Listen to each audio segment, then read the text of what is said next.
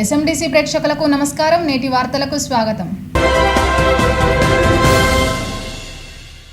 మంచిర్యాల జిల్లాలో ప్రజాపాలన ప్రత్యేక అధికారి ఐఏఎస్ అధికారిని ప్రశాంతి పరిశీలించారు. శనివారం మంచిర్యాలలోని గర్మిల్లాలోని ప్రభుత్వ పాఠశాలలో ప్రజాపాలన కార్యక్రమంను పరిశీలించారు. అనంతరం మంచిర్యాల జిల్లా హాజీపూర్ మండలంలోని వేంపల్లి, ములకల్ల గ్రామాల్లో సందర్శించి ప్రజల నుంచి దరఖాస్తులు తీసుకుంటున్న విధానాన్ని, కౌంటర్ల నిర్వాహకులను అడిగి తెలుసుకున్నారు. ఈ సందర్భంగా ప్రశాంతి మాట్లాడుతూ ప్రజాపాలన ఏర్పాట్ల పట్ల సంతృప్తి వ్యక్తం చేశారు. ప్రజలు ఎవరూ ఆందోళన చెందవద్దని, నిదానంగా దరఖాస్తులు ఇవ్వాలని సూచించారు. దరఖాస్తులు తీసుకునే సమయంలో ప్రజలకు ఇబ్బంది లేకుండా చూడాలన్నారు. జనవరి 6వ తేదీ వరకు దరఖాస్తుల స్వీకరణ ప్రక్రియ కొనసాగుతుందన్నారు. దరఖాస్తులను జాగ్రత్తగా నింపాలని కోరారు. ఈ సందర్భంగా దరఖాస్తుదారులతో మాట్లాడి వివరాలు ఆరా తీయడంతో పాటు అధికారులకు సూచనలు చేశారు. ప్రశాంతితో పాటు అదనపు కలెక్టర్ రాహుల్ ఉన్నారు.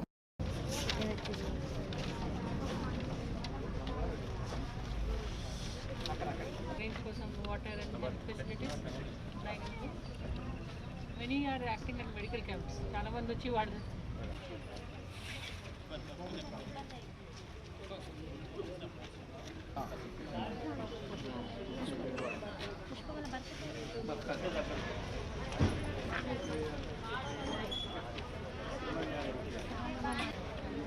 అవి పంపిస్తే ఎక్కువ చెప్పిస్తావు పంపు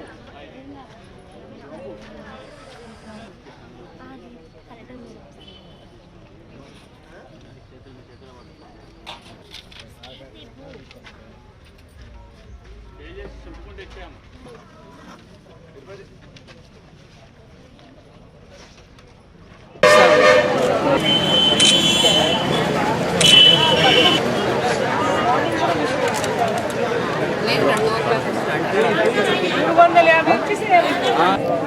ఏబిసిడి ఈఎఫ్ అలానా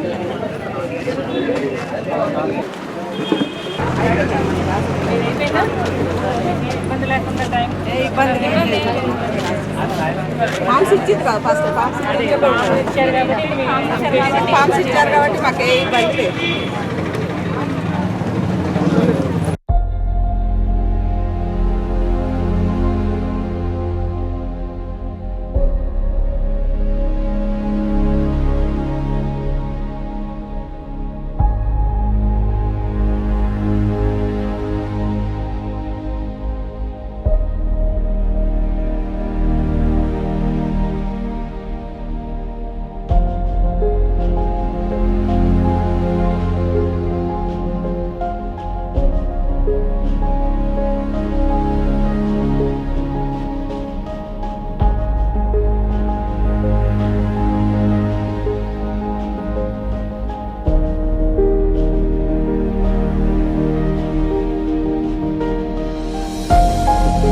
మంచిర్యాల శివారులోని గద్దరాగడి గ్రామంలో సింగరేణిలో గుర్తింపు సంఘం ఎన్నికల్లో విజయం సాధించిన ఏఐటియుసి నాయకుడు వాసిరెడ్డి సీతారామయ్యను సత్కరించారు. శనివారం గ్రామ సిపిఐ కార్యదర్శి గుమ్మల శ్రీనివాస్ ఆధ్వర్యంలో సన్మాన కార్యక్రమం నిర్వహించారు. తొలుత గద్దరాగడి గ్రామంలోని ఆలయంలో పూజలు చేశారు. అనంతరం సన్మానం చేశారు. గ్రామ అభివృద్ధికి సహకారం అందించాలని సీతారామయ్యను గుమ్మల శ్రీనివాస్ కోరారు. ఈ కార్యక్రమంలో కుర్మ గురువయ్య, పందిరి లింగయ్య, కునారపు ఎల్లయ్య, కునారపు రాయలింగు, ఊటూరు చంద్రయ్య, కునారపు శివ, నేరెళ్ల చందర్, కుర్మ నారాయణ, గ్రామ ప్రజలు పాల్గొన్నారు.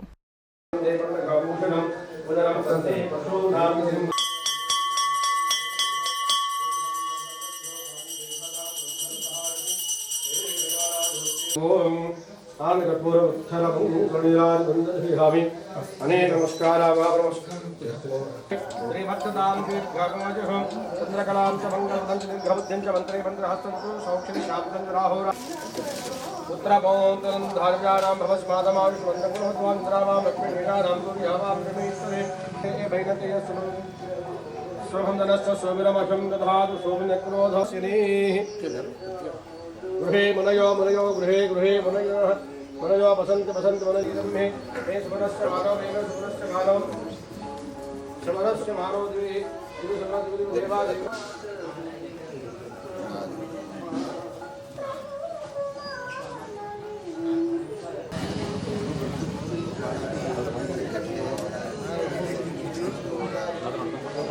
అందరూ కూడా మన యూనియన్ విజయాన్ని కాంక్షిస్తూ ఈ గుళ్ళో పూజ జరిపించి సన్మానించినందుకు పెద్దలందరికీ కూడా హృదయపూర్వకంగా ధన్యవాదాలు తెలియపరుస్తూ ఉన్నాను. తెరాగడి గ్రామస్తులు మమ్మల్ని ఆశీర్వదించి గతంలో కూడా 3 సార్లు ఇక్కడ సర్పంచ్గా కూడా గెలిపించారు.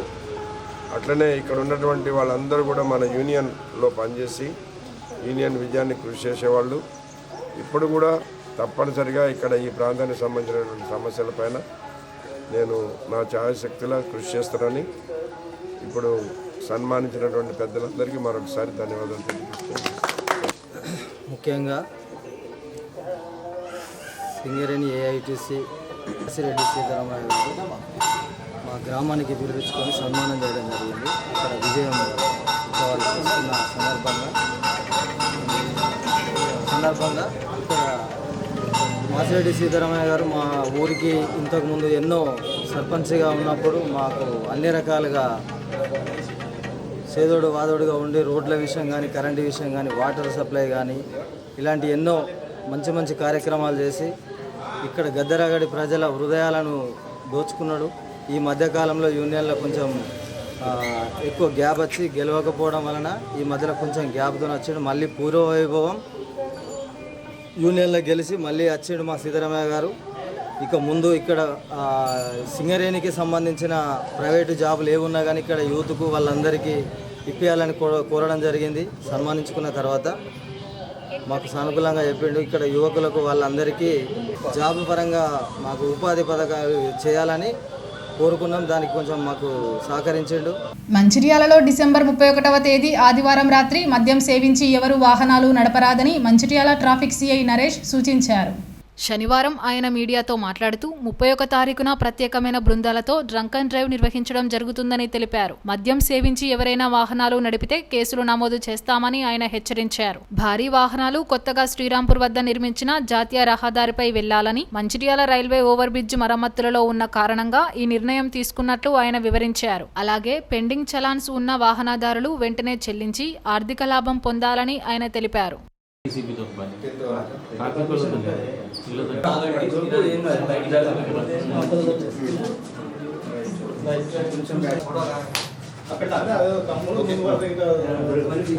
మంచిర్యాల పట్టణ వాసులకి ముందుగా కొత్త సంవత్సర శుభాకాంక్షలు. ఈ కొత్త సంవత్సరం సెలబ్రేషన్ సందర్భంగా గౌరవ రామగుండం సిపి మేడం రమా రాజేశ్వరి ఐపీఎస్ డిఐజీ గారి ఆదేశాల మేరకి 31st night special drive conduct చేయడం జరుగుతుంది. కావున ఎవరైనా సెలబ్రేషన్ చేసుకునే ఉద్దేశం ఉంటే ఇంట్లోనే చేసుకోవాలి. మద్యం సేవించి మాత్రం రోడ్డు మీదకి రావద్దని చెప్పేసి ట్రాఫిక్ తరఫున విన్నవించుకుంటున్నాము. నెక్స్ట్ మనకి రైల్వే బ్రిడ్జ్ వర్క్స్ జరుగుతున్నాయి. కావున ఎవరైతే హెవీ వెహికల్స్ లారీ కానీ, డీసీఎం కానీ పెద్ద వెహికల్స్ ఎవరైతే ఉన్నారో వారు ఈ రైల్వే బ్రిడ్జిని అవాయిడ్ చేసి ఈ కొత్తగా పడ్డ నేషనల్ హైవే ద్వారా వెళ్ళగలరని విన్నవించుకుంటున్నాము. థర్డ్ పాయింట్, ఇప్పుడు లేటెస్ట్గా కొత్త గవర్నమెంట్ అన్ని ఛానల్స్ పైన డిస్కౌంట్ ప్రకటించింది. ప్రతి ఒక్కరూ ఎవరి వెహికల్స్ పైన అయితే పెండింగ్ ఛార్జెస్ ఉన్నాయో అవి ఈ టైంలో డిస్కౌంట్ ఉంది కాబట్టి వాటిని వినియోగించుకొని ఆ పెండింగ్ ఛార్జెస్ అన్ని క్లియర్ చేసుకోవాల్సిందిగా ట్రాఫిక్ పోలీస్ తరఫున విన్నవించుకుంటున్నాము. న్యూ ఇయర్ సందర్భంగా 31st నైట్ స్పెషల్ టీం ద్వారా డ్రంక్ అండ్ డ్రైవ్ చేయడం జరుగుతుంది. కాబట్టి ఎవరు మద్యం సేవించి వాహనాలు బయటికి తీయరాదని మనవి.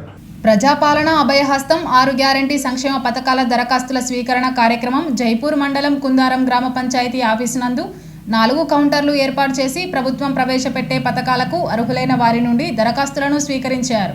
ఈ కార్యక్రమంలో sarpanch Ijjagiri Sammaiah, MPTC Racharla Satish, single window vice chairman Santosham Chandrasekhar, ఉప సర్పంచ్ రామటెంకి ఉమా ముఖ్య అతిథులుగా పాల్గొన్నారు. ఈ సందర్భంగా ఎంఆర్ఓ రమేష్ మాట్లాడుతూ ఈ నెల 28 తారీఖు నుండి జనవరి 6 వరకు జైపూర్ మండల కేంద్రం పరిధిలోని గ్రామాలలో అభయహస్తం 6 గ్యారంటీ సంక్షేమ పథకాల కొరకు అర్హులైన వారి నుండి దరఖాస్తులు స్వీకరిస్తున్నామని తెలిపారు. తెలంగాణ ప్రభుత్వం ప్రవేశపెట్టిన మహాలక్ష్మి, రైతు భరోసా, గృహజ్యోతి, ఇందిరమ్మ ఇండ్లు, చేయూత పథకాల కోసం అర్హులైన ప్రతి ఒక్కరూ దరఖాస్తు దరఖాస్తు చేసుకోవాలని ప్రకటించారు. ప్రజాపాలన కార్యక్రమంలో భాగంగా 5 పథకాలలో ఇదివరకే లబ్ధి పొందుతున్న వారు మళ్లీ దరఖాస్తు చేసుకునే అవసరం లేదని సూచించారు. ప్రజాపాలనలో 5 పథకాలకు సంబంధించిన నిస్సహాయులైన ప్రజలు ఏ పథకానికి అర్హులో ఆ పథకానికి మాత్రమే దరఖాస్తు చేసుకోవాలని తెలిపారు. రేషన్ కార్డు లేని వారు, కొత్తగా రేషన్ కార్డులో పేరు నమోదు చేసుకునేవారు ప్రభుత్వ ఆదేశాలతో ప్రజలకు అవకాశం కల్పించినప్పుడే అనుసరించాలని పేర్కొన్నారు. ప్రజలందరూ ఈ అవకాశాన్ని సద్వినియోగం చేసుకోవాలని చెప్పారు. దరఖాస్తులు చేసుకునేవారు అవగాహన లేకపోతే హైరాణ పడకుండా సిబ్బందిని అడిగి తెలుసుకుని దరఖాస్తులు చేసుకోవాలని కోరారు. ఈ కార్యక్రమంలో మండల పరిషత్ సిబ్బంది, రెవెన్యూ సిబ్బంది, విద్యుత్ సిబ్బంది, గ్రామ పంచాయతీ పాలకవర్గం సిబ్బంది, అధిక సంఖ్యలో గ్రామ ప్రజలు పాల్గొన్నారు. తెలియజేసినట్టుగా 5 పథకాలలో ఏ పథకానికి మీరు అర్హులవుతారో ఆ పథకానికి మాత్రమే టిక్ చేయాలి. గతంలో మీకు రైతు బంధు వస్తుంది అనుకోండి, ఈ రైతు భరోసా నింపాల్సిన అవసరం లేదు. గతంలో పెన్షన్ వస్తుంది అనుకోండి, చేయుత కార్యక్రమం కింద ఆ పథకాలు నింపాల్సిన అవసరం లేదు. తర్వాత మహాలక్ష్మి పథకం కింద కూడా 2,500 నింపాల్సిన అవసరం లేదు. పథకం ఆల్రెడీ మీకు వచ్చినట్టయితే, పెన్షన్ వచ్చినట్టయితే నింపాల్సిన అవసరం లేదు. మీరు ఏదైతే పథకానికి దీపం ఉందనుకోండి, దీపం కింద 500 సబ్సిడీ కావాలనుకోండి, ఆ పథకం మాత్రమే నింపాలి. మిగతా పథకాలు మీకు ఇందిరమ్మ ఇల్లు కావాలనుకోండి, ఇంటికి అర్హులైనట్టయితే ఆ పథకం మాత్రమే నింపాలి. మిగతా అన్ని పథకాలకు టిక్కులు పెట్టకుండా దేనికైతే మీరు అర్హులవుతారో ఆ పథకానికి మాత్రమే టిక్కులు పెట్టాలి. దానికి సంబంధించి రేషన్ కార్డు ఉంటే రేషన్ కార్డు ప్రతి జతపరచాలి. అదేవిధంగా ఆధార్ ఉన్నట్టు ఆధార్ కూడా జతపరచాలి. 2 మాత్రమే జతపరచాలి. ఇంకొకటి ఏంటంటే నూతనంగా రేషన్ కార్డు దరఖాస్తు మనం తీసుకుంటాము. నూతనంగా దరఖాస్తు ప్రభుత్వం ఎప్పుడైతే మనకు పిలిపిస్తుందో అప్పుడు మాత్రమే నూతనంగా రేషన్ కార్డ్స్ వరకు దరఖాస్తు తీసుకున్నాం. అదేవిధంగా మన కుటుంబ సభ్యులు కూడా కొంతమంది మన పేరు, కుటుంబ సభ్యుల పేరు కూడా రేషన్ కార్డులో రాలేదు. అది కూడా మనకు ప్రభుత్వం ఒకసారి అవకాశం కల్పిస్తుంది.